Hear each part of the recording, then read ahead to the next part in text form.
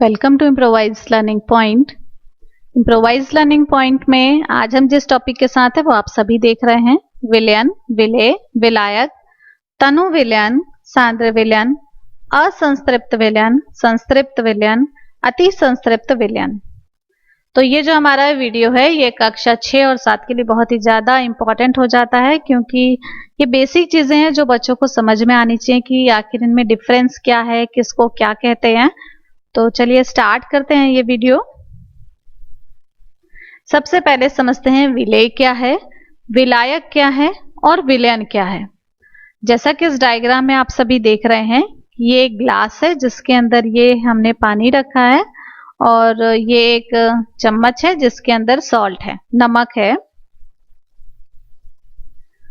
तो अब देखते हैं, नमक जिस पदार्थ को घोला जाता है उसको विलेय कहते हैं और इसकी मात्रा विलायक से कम होती है। जिस पदार्थ को घोला जाता है उसे विलेय कहते हैं।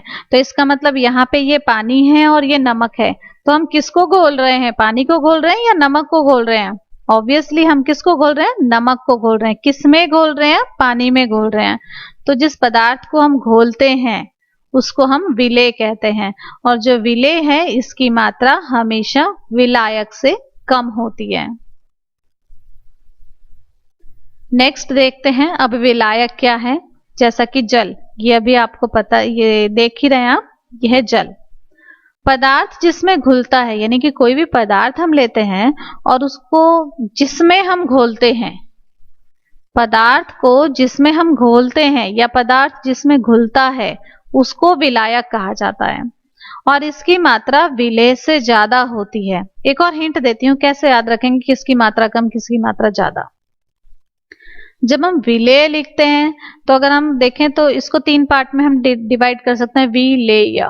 और विलायक जब लिखते हैं तो इसको हम 4 पार्ट में डिवाइड कर सकते हैं, विलायक।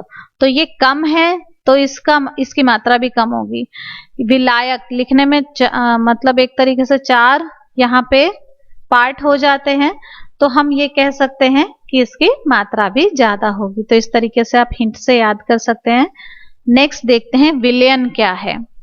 अब इसको कहेंगे नमक का विलयन। क्यों? क्योंकि हमने विलायक लिया, विलायक के अंदर विलेय को घोल दिया तो क्या बन गया, ये विलयन बन गया। लेकिन किसका विलयन बना, ये नमक का विलयन बना। नमक जमा जल, तो विलयन क्या बनेगा, नमक का विलयन। तो आई थिंक आपको क्लियर हो गया कि विलेय क्या है, विलायक क्या है और विलयन क्या है। नेक्स्ट देखते हैं। अब यहाँ एक और एग्जाम्पल से, 2 एग्जाम्पल से हम समझते हैं कि तनु विलयन और सांद्र विलयन क्या होता है।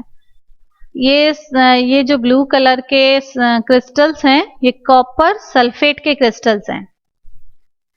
जब हम इसको कम मात्रा में डालते हैं तो यहाँ पे देखिए कि ये जो पानी का रंग है, ये जो जल का रंग है, बहुत हल्का नीला हो रहा है।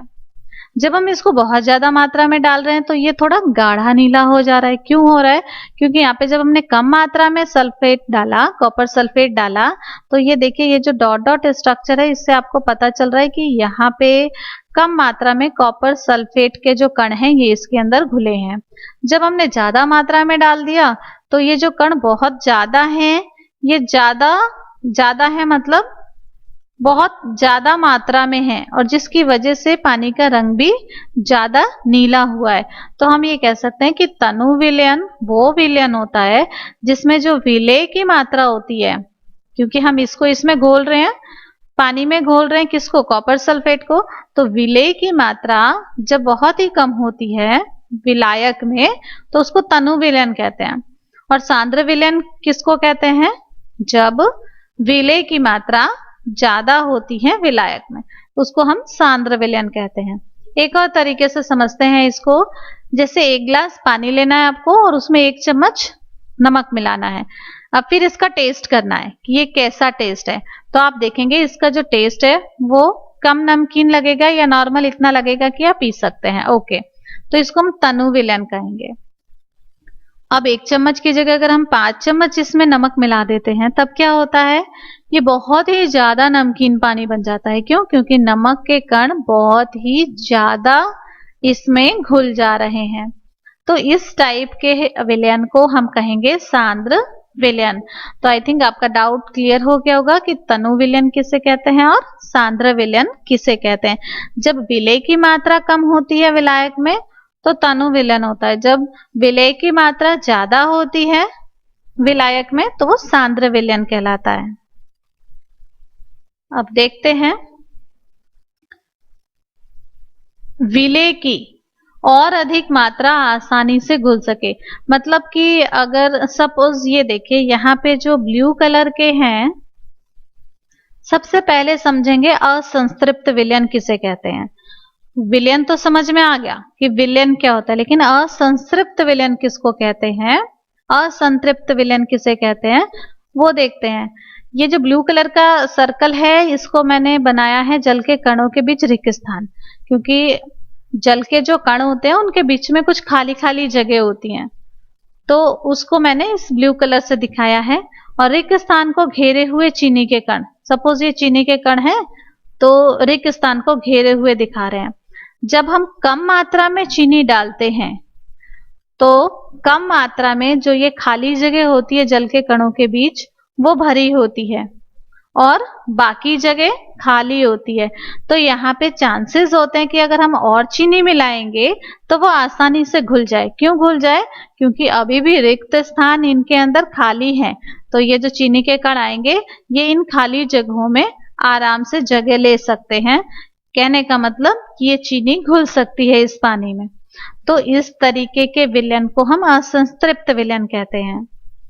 अगर हम बात करें संतृप्त विलयन की कि वो कौन सी स्थिति होगी जब हमारा विलयन संतृप्त हो जाएगा, तो देखते हैं। विलेय की और अधिक मात्रा नहीं घुल सके, मतलब जब हम चीनी को घोलते जाते हैं पानी के अंदर और एक वो स्थिति आती है जब हम चीनी को और घोलते हैं तो वो चीनी घुलता नहीं है। क्यों नहीं घुलता है, क्योंकि जो भी खाली जगह है उस जगह को चीनी के कणों ने भर दिया है। अब कोई भी खाली जगह रिक्त स्थान नहीं बचा है जल के कणों के बीच, इसलिए अगर हम और चीनी डालते हैं तो वो चीनी जाके नीचे तले में बैठ जाता है और हमें दिखाई देता है। तो वो स्थिति जब और ज्यादा चीनी पानी के अंदर नहीं घुल सके अगर हम डालते हैं तो वो जाके नीचे बैठ जाता है, तो ऐसी स्थिति को हम क्या कहते हैं, संतृप्त विलयन कहते हैं। यानी कि इस जल के अंदर कोई भी रिक्त स्थान नहीं बचा है। अब हम देखते हैं ये सामान्य तापमान पर होगा, इसको हमें गर्म नहीं करना, इसको हमें ठंडा नहीं करना, सामान्य तापमान पर होगा। अब अगर हम देखें कि असंतृप्त विलयन किसे कहते हैं, तो संतृप्त विलयन का तापमान बढ़ाने पर विलेय की कुछ और अधिक मात्रा घुल जाती है। अब ये संतृप्त विलयन हो गया, अगर हम इसके तापमान को बढ़ाएंगे तो हो सकता है कि थोड़े और चीनी के कण इसमें मिल जाएं। और दूसरी पहचान क्या है असंतृप्त विलयन की, कि अगर कुछ चीनी के कण अगर हम डालते हैं तो हमें देखने को मिलेगा कि चीनी के कणों का साइज जो है वो ज्यादा बड़ा हो रहा है, यानी कि यहाँ पे पुनः क्रिस्टलीकरण हो रहा है। तो इस तरीके से हम समझ सकते हैं कि जो हमारा विलयन है वो अति संतृप्त विलयन बन चुका है। तो आई थिंक आपको क्लियर हो गया होगा कि ये असंतृप्त विलयन क्या है, संतृप्त विलयन क्या है, अति संतृप्त विलयन क्या है। तो आपको हमारे वीडियो कैसे लग रहे हैं हमें कमेंट करके जरूर बताएं। अगर आपका कोई डाउट हो तो आप वो भी हमसे पूछ सकते हैं कमेंट करके।